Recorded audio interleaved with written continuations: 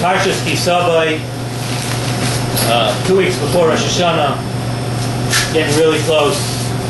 What we're going to try to do is we're going to talk a little bit about the Parsha, and from the Parsha, we're going to give some really good advice to come to Rosh Hashanah. Give you some good things to think about, some good things to do, things that will help you for Rosh Hashanah. Beginning of the Parsha, the Ata, Hinei Hevesi Esreshis Pri Ha'adama. We're talking about the Bikurim. It says, Hinei Hevesi Esreshis Pri Ha'adama, Hashem Asaz Ali Hashem, V'hinachtoi Lifnei Hashem Alekecha, V'hishtachavisa, and you will bow down, prostrate yourself before Lifnei Hashem Alekecha, before Hashem Alekecha. So the Sriva Shalom asks right away, beginning of the Parsha here, what's this inyan of Hishtachava that we find by Bikurim? Why by Bikurim do we have this whole thing that you come and you bring the fruit and you do the whole thing and then you have to come and you bow down? We don't find this thing, we don't find this Hishtachava by Karbonis, we don't find it by Trumas, we don't find it by Maisra. So what is it? There's a little room to sit down in the back still if you want to spare seat. There's Trumas, Maisras, Karbonis, we don't find any Hishtachava. Why by Bikurim do we have this that you have to bow down by Bikurim? So maybe we can answer this with an important yesod. We touched on this a while back. We talked about it a couple of months ago, I believe. Kedushas Levi. Very interesting Kedushas Levi that says, and it's good to know for Rosh Hashanah, that it's Yedua Zok to the Kedushas Levi, so I guess it was Yedua to the Kedushas Levi, and if we hear it enough times, maybe it'll be Yedua to us also. The Kedushas Levi says it's Yedua that Yom Kippur is not Mechaper until a person does what? Till a person is totally Mevatel himself to HaKadosh Baruch Hu. If you still feel that there's a Yeshus, a Noichias, there's me, I'm something, unless a person is totally Mevatel himself to HaKadosh Baruch Hu, Yom Kippur cannot be Mechaper. Azoy Kedushas Levi. And that is why, actually the Sriva Shalom says, based on this Yisoi, for Inyoni Rosh Hashanah, that is why there was Hishtachavoya in the Beis HaMikdash on Yom Kippur. Because for Yom Kippur you needed, in order to do that avodah, you needed Vekis Pashem. And in order to be Dovuk Pashem, you have to drop yourself. You have to have a bittul. You have to drop the anoichi. You have to drop any semblance of self. You have to drop that. And that's why there was, and when you do Hishtachavoya on Yom Kippur in the Beis HaMikdash, when you do that, that demonstrates bittul to HaKadosh Baruch Hu. The Medrash says, actually, it's a pasuk that we're going to learn in 2 weeks on Rosh Hashanah. The pasuk says by Avram Avinu when he went to the Akedah, so Avram Avinu said, "We're going to go to Har HaMoriah, v'nishtachave v'nashuva aleichem." Over there also is Hishtachavoya. Avram Avinu said, "We're going to go be nishtachave v'nashuva aleichem. I'm going to come back to you." So the Sriva Shalom says that we see many things in the history of Klal Yisrael. There are many things that good things that came out of times of Hishtachavoya. First of all, we have this. We have what we just mentioned. Avram Avinu by Har HaMoriah. Avram Avinu returned from Har HaMoriah, and there was Hishtachavoya. When the Klal Yisrael went out of Mitzrayim, there was also Hishtachavoya over there. Also, when the Yidden were Makabel the Torah, it says Hishtachavoya, that they were Mishtachava, that they bowed down over here also by Kabbalah the Torah. And Zok to the Sriva Shalom, in order for us to today, in order for us to be Zaycha, to have Kibbutz Goliath, in order for us to have the ultimate Geula, we need that also. The ultimate Geula is only going to come if we understand that we ourselves are nothing. If we're ready to drop, if we mevatel ourselves, we're ready to drop the anoichi, we're ready to drop what we feel about ourselves and be mevatel ourselves totally to HaKadosh Baruch Hu. And that's chus, that's how we're going to have the Geula.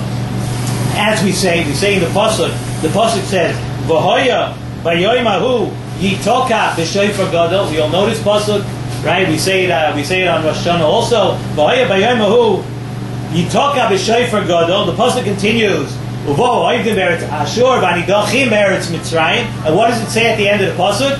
V'yishtachavu l'Hashem b'har hakodesh. That when is it going to come? When is it going to be possible for this great day of Yitoka b'shofar gadol, that is when we're going to understand that we have to be mishtachaveh, that we have to machni ourselves, we have to be mishtachavoyah to HaKadosh Baruch Hu.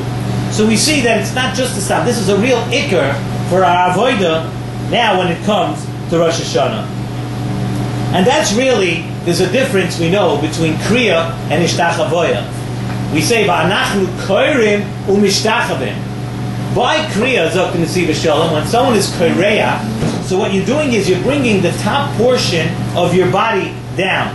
In other words, you're giving sort of giving your moyach and your leiv to HaKadosh Baruch Hu. That's kriya. You're bowing down. You're bringing your moyach and leiv, giving that to HaKadosh Baruch Hu. Hishtachavoyah is more than that. Hishtachavoyah is being mevatel your entire self. All your evorim and every part of you, and that's why on Yom Kippur we do v'anachnu koirim u'mishtachavim. It's not enough just to have koirim. I know we call it that we do koirim on Yom Kippur, but really the ikar part of it, or the main part of it, and the point of it is the hishtachavoyah, being mevatel yourself totally. That's why in the Beis HaMikdash it says v'hakoyanim v'ha'am, which we say in Musaf also on Yom Kippur, we say in Musaf there that when they heard the Shema Mefarish being said by the Kohen Gadol, what happened? It says Koirim u'mishtachavim b'noifnal paleim. From the awesome when they heard the awesome Shema Mefarish, when they heard the name of HaKadosh Baruch Hu, so they saw the HaKadosh Baruch Hu, they saw everything right in front of them. What's the reaction? Bittul. The reaction is HaKadosh Baruch Hu is so great, and what am I? I'm nothing. They were mishtachaveh right there. By Tfilas Musaf, on the Regalim, we say in the Musaf, unfortunately today we're in Golos. And we're not able to do things on Yontif that we used to do when we had a Beis HaMikdash. And what do we say? We say, Ve'ein anachnu yicholim la'lois le'rois u'shtachavois u'fanecha. We don't have this opportunity to go for Aliyas Regel u'shtachavois u'fanecha. That's what we say in the Musaf. So the Mefarshim ask on this, Memela like this, Aliyah L'Regel, there's no Beis HaMikdash. We know we can't do. But why does it say, Ve'ein anachnu yicholim le'ishtachavois? Why not? Do hishtachavoyah in your house. Do it to go to Yerushalayim. Do whatever you want. Do it wherever you are, wherever you're davening, wherever you are on Yontif. Do hishtachavoyah. Why can't you do that? Why is it that we do not have this opportunity? Why not? That's something you could do. I understand karbanis, all these things, Re'iyah, we don't have that mitzvah, we can't, because unfortunately, because of every year, because of our Averis, and then we're in Golos. And we're not able to do that. But what about hishtachavoyah? Why can't you go and do that? So the answer to that is that the real hishtachavoyah comes from a yid seeing seeing the Shechina and feeling the Shechina. How? In all its splendor. And seeing the Shechina, stam having siyata d'shmaya, stam doing hishtachavoyah. That's not called real hishtachavoyah. The real hishtachavoyah is a reaction when you see the ultimate splendor of HaKadosh Baruch Hu. That we only saw in the Beis HaMikdash. That they saw by the Kohen Gadol on Yom Kippur. That they saw by Aliyas Regel. They were able to see that. But stam doing hishtachavoyah, you're going through the motions. You're bowing down, but you're not. It's not coming as a reaction to feeling the awesomeness of HaKadosh Baruch Hu. And that, the Nesiv Shalom says, is the inyan of hishtachavoyah. We ask the question, what's the inyan of hishtachavoyah by Bikurim in our parsha? There are really three stages, the Nesiv Shalom says, in the Bria. What are the three stages? There's Shamayim. What's in Shamayim? Then there's Mitachas HaShamayim. And then there's the Adama. The three different things. And Nesiv Shalom says that also refers to the three levels of a person. In other words, three levels of a person, midas. He has his heart and his mind. That's considered the Shamayim. He has his Eivorim, and that's considered Mitachas HaShamayim. And then he has his Taivas, a person's wants and everything. That we consider Adama. That's the lowest part of a person. When a person brings the Bikurim, he's telling Hashem, I'm here. I'm bringing even the Adama part of myself. even the taivas, even all those things, I'm offering it up to you now, the Kodesh Baruch Hu. He brings it from the Adama. He's taking from his fruits of something that he takes out of the ground, and he's telling Kodesh Baruch Hu, I'm bringing these fruits to you. He's totally being mevatel himself. Zok and Ziva Shalom. For that, when a person reaches that level, that even the lowest level, even the Adama, he's saying, all my taivas and all my wants and everything, I'm dedicating that and bringing that to HaKadosh Baruch Hu also. Once he says that, it's a good reason for Shtachavaya. That's good. That's what we said. A person's totally being mevatel himself. That's a bittul gomer. And that's when we reach that level by Bikurim, that's why you bow down. So when the pasuk says by Bikurim over there, it says v'samachta b'chol hatoiv, that a person you should be happy with all the good that you have. What does that mean? It can't mean Gashmi. It's nothing to see with Shalom. The pasuk said v'samachta b'chol hatoiv over there by Bikurim because the Siva Shalom says the person's never happy. You ever see someone who's really happy with his Gashmias? He's happy with today. A person has a lot of money. He's happy that day, but the next day he wants more money. A person has a beautiful mansion and he builds himself a palace and he has 10 cars. He's happy, but he's happy for a month until the next year's lease comes out, next year's model comes out. He's unhappy. That's the way it is. Yesh leimana rotza masayim. Someone who has 100 wants 200. It's a cloud. That's the way it works. The samachta b'chol hatoiv zok nesiva shalom doesn't mean that you're going to be happy with the gashmias. You're going to be happy here by the Bikurim because the ultimate happiness is to understand what you really are in relativity to HaKadosh Baruch Hu. And when you understand that you have to totally be mevatel yourself, then you're able to come, then you have a simcha, then you understand, then you gain your closeness to HaKadosh Baruch Hu. It comes now to Rosh Hashanah. For some reason, people say, what kind of avoid is this?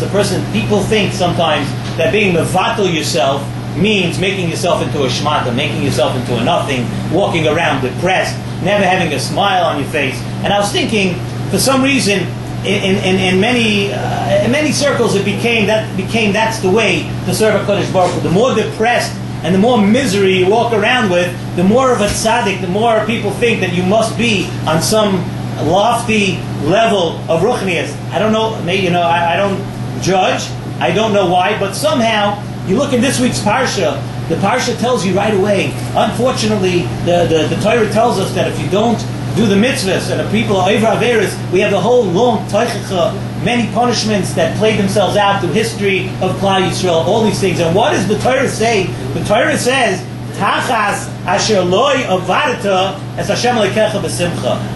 The whole thing, that you didn't worship HaKadosh Baruch Hu, you didn't serve HaKadosh Baruch Hu b'simcha. What does that mean? It goes to all the terrible averis that a person does, and the reason is because you didn't serve HaKadosh Baruch Hu b'simcha. So I once heard a beautiful pshat. Pshat is that if a person who walks around miserable the whole day and preaches to other people, I may have getting a little too controversial here, but if a person preaches to other people that that's the way you always have to be. So you ever walk into a room with somebody who's always upbeat, someone who's always happy, and he tells you Dvar Torah and something, you walk out, you remember the Dvar Torah. But if you meet somebody who's miserable, it's the last time you want to meet him. It never continues. It's that somebody once gave me a mashal. He explained it though. You have today when you cook in the kitchen. Oh, here we're here. They have a good kitchen back here. I don't know what you use here, but you can use potatoes and you can use synthetic potatoes. So what's the difference? Today, really, a lot of times they taste the same. They might even have the same texture. They look the same. But there's one difference between a potato and a synthetic potato. A potato, a real one, you put it in the ground and you grow out more potatoes. It looks the same. It is the same. It is the same. A synthetic potato, you put it in the ground, it's dead. It's finished.